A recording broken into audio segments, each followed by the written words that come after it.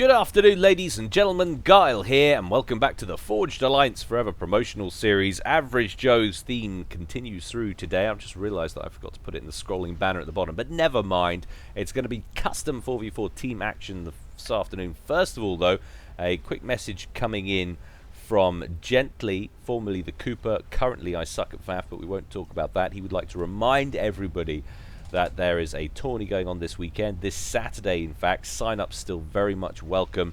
It's going to kick off, I believe, at 5 PM GMT, and I'm just reading this off the forum thread as we speak.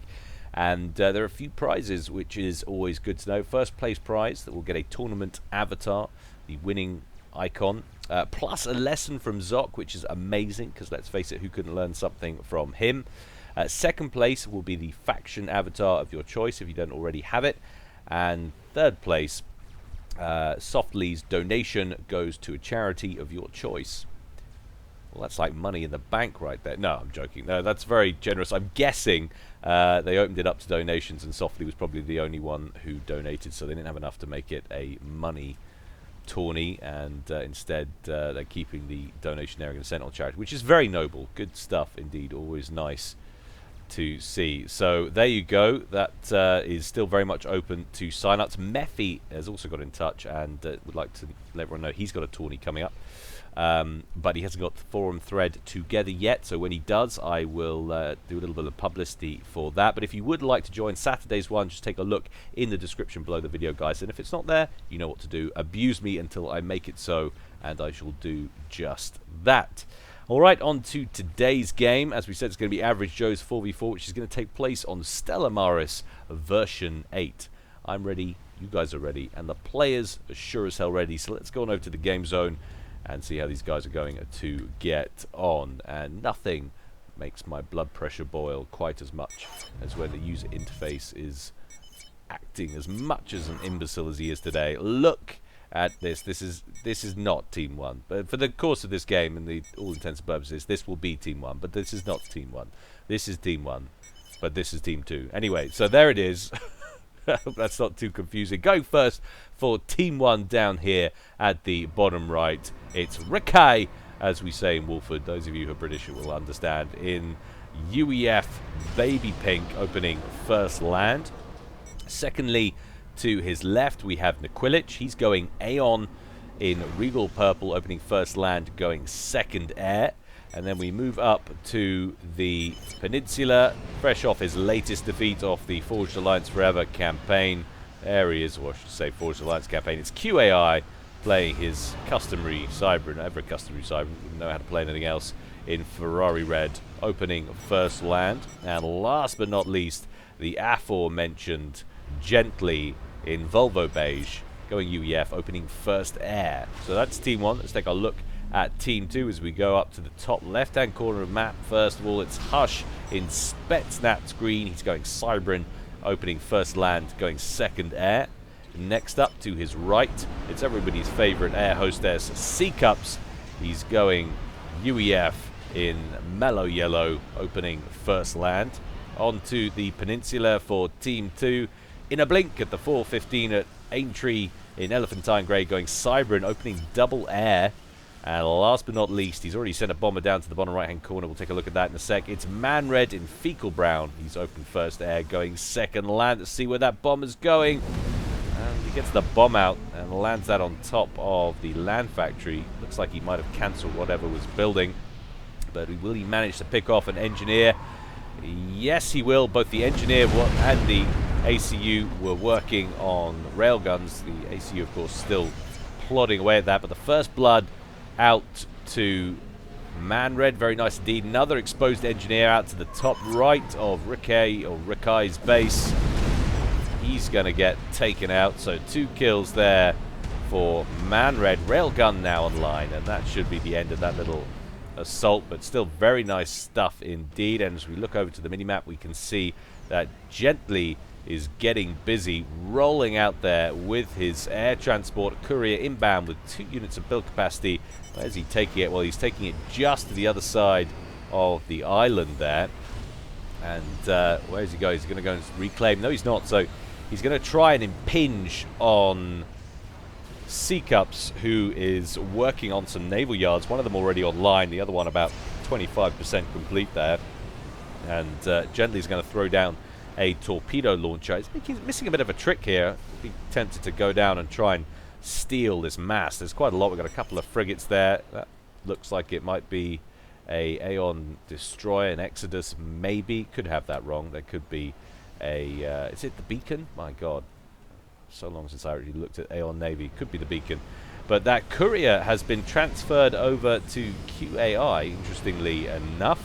So QAI going somewhere now with an NG or two, loading it up. We'll take a look at that in just a second as Gently and Hush get into it.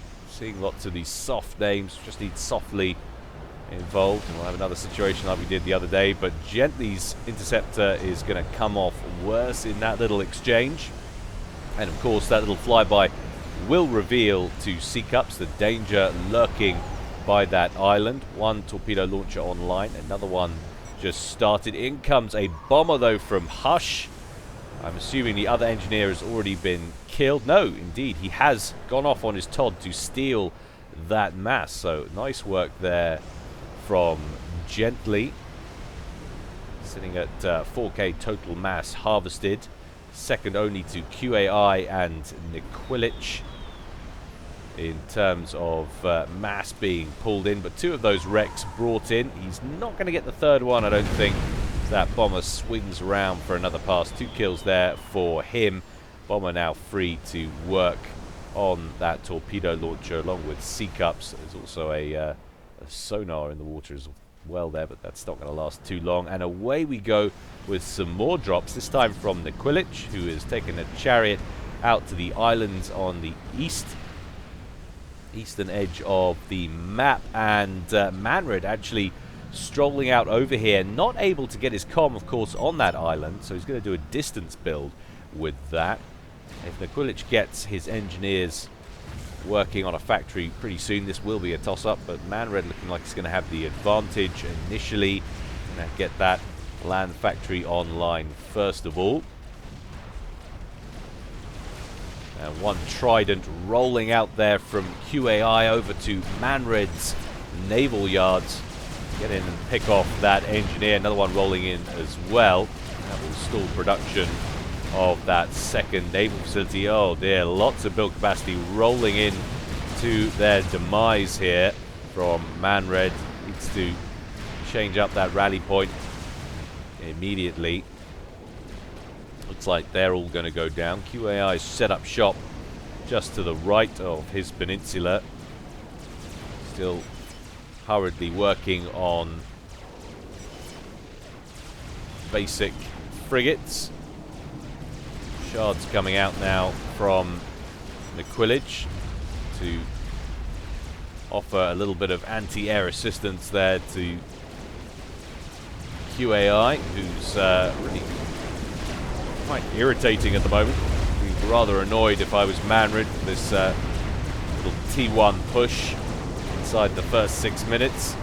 Caused no ends of problems. That second T1 naval yard just sitting there. He has been producing some slivers, so he should be able to deal with that frigate and prevent it from causing any more trouble.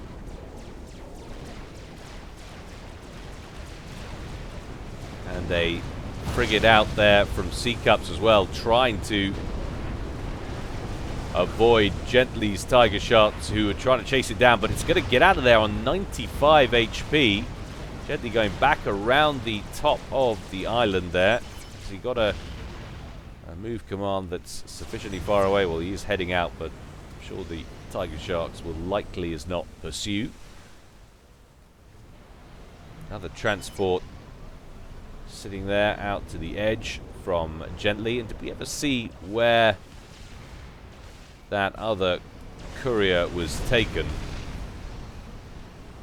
Well, perhaps it was used to drop engineers up off onto this rear plateau at the back. But what is interesting is we have a couple of T2 transports now, a couple of Dragonflies that have been produced by QAI, and one of which has been transferred to Niquilich and the other transferred over to Gently.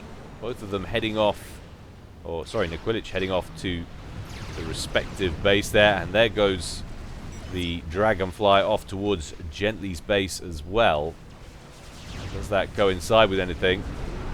Gently moving his comm around, so we could be on course for a little bit of comm drop action here.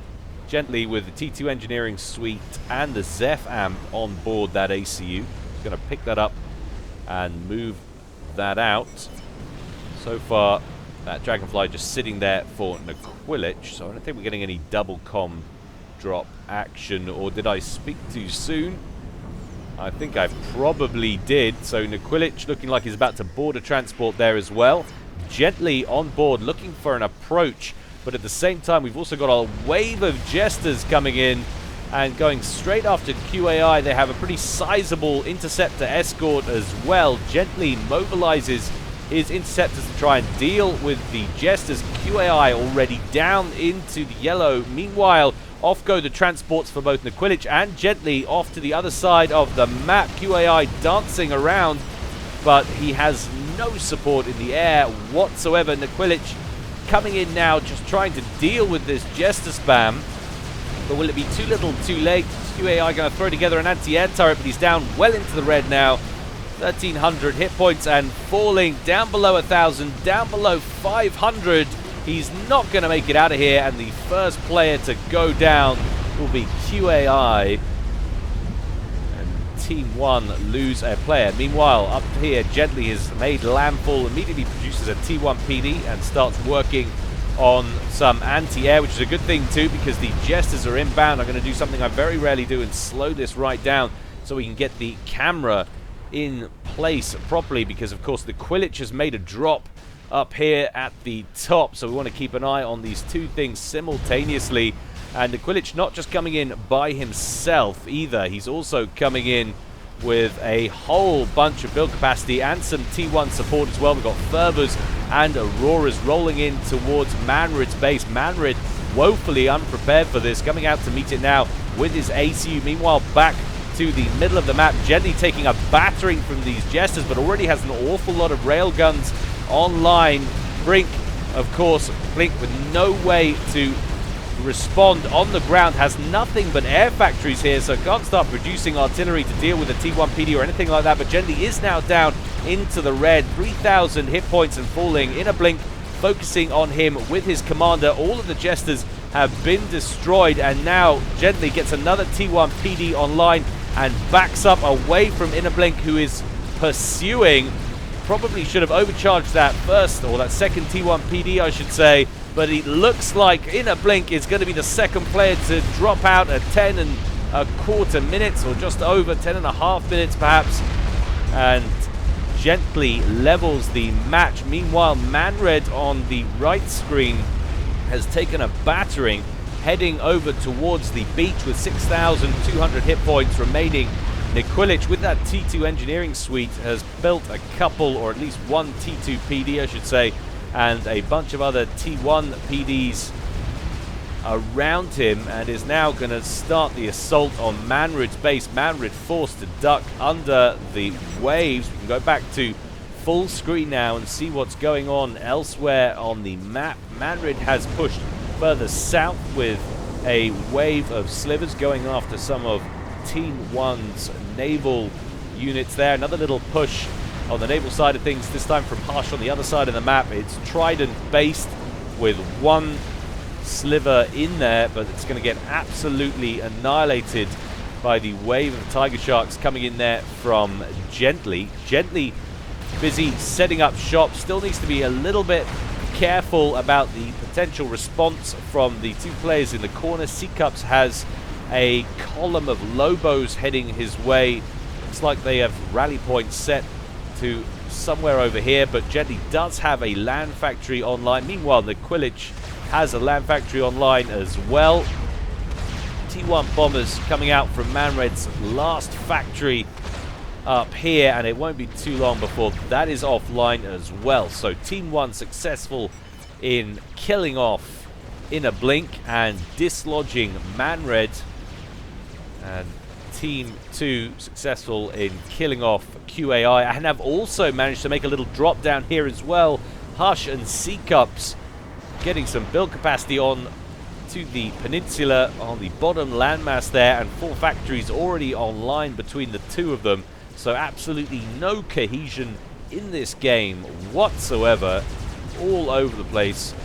Sometimes it's the best form of game, it has to be said.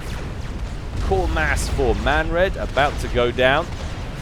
I'm sure the next priority will be that air factory.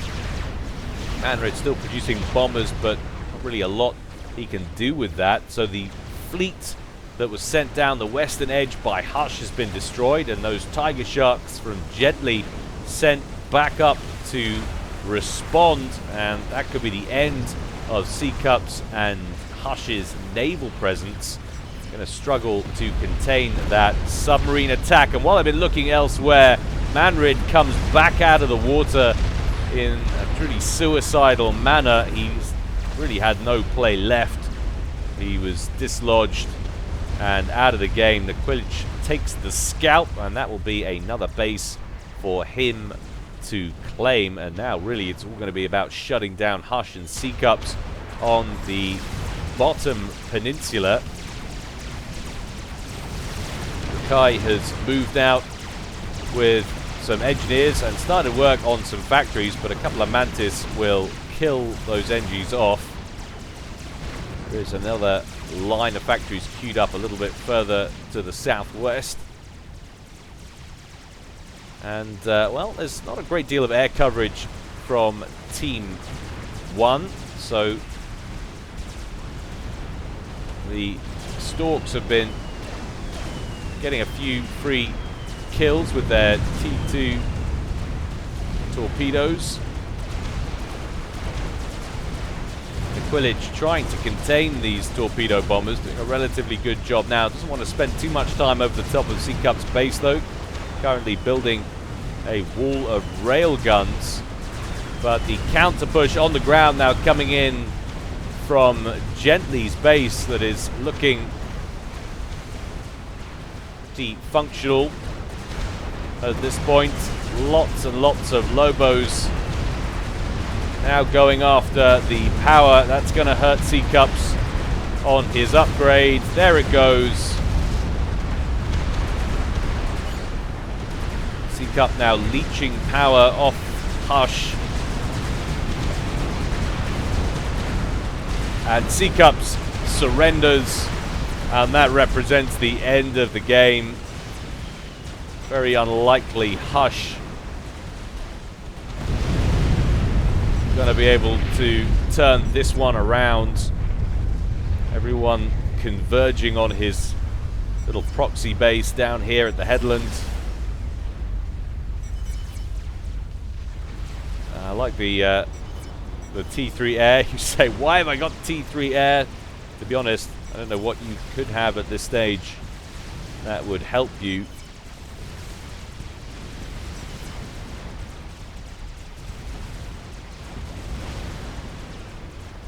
Starting work on a whaler. Has the power to keep it going. Well, he's got the RAS on board the commander, so that'll be part of the reason. The whalers should deal with the Lobos relatively quickly. Talking absolute garbage. Looking at the icons, getting my icons mixed up. Not whalers at all. He's working on renegades. You must forgive me. Made the mistake of kissing baby Klinkhammer yesterday. She turned her head with her tongue out, and I got a face full of tongue. And now suffering from a cold that has been plaguing her for the last 3 or 4 days.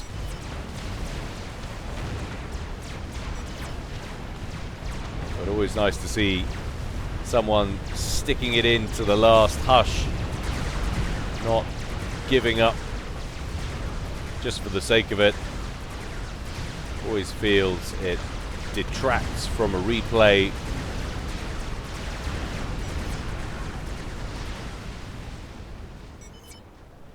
can afford to knock this to +2, but a very, very short game this. Only 16 and 3/4 minutes elapsed so far. And yet, it feels like so much has happened. Courier's brought in with the odd... just one engineer, in fact. Airlifted, hardly worth it. Must be on ferry. Oh, I don't see the... yes, indeed. There we go. So we have got ferry icons set up by Gently. Now Niquilic coming in with some Blazes and some T1 Navy as well.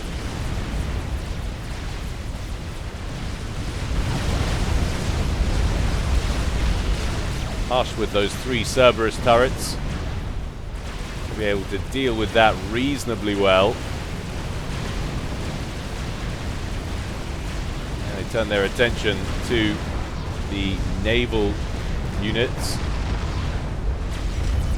The last naval vessels now out of the game for Hush.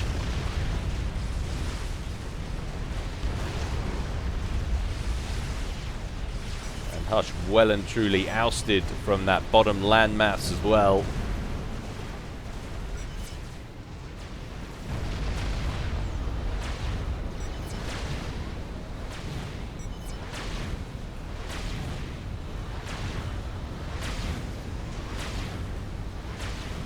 Heroic little defense Hush is putting up, but this beacon class frigate. So we did have it right. Hooray! Hurrah!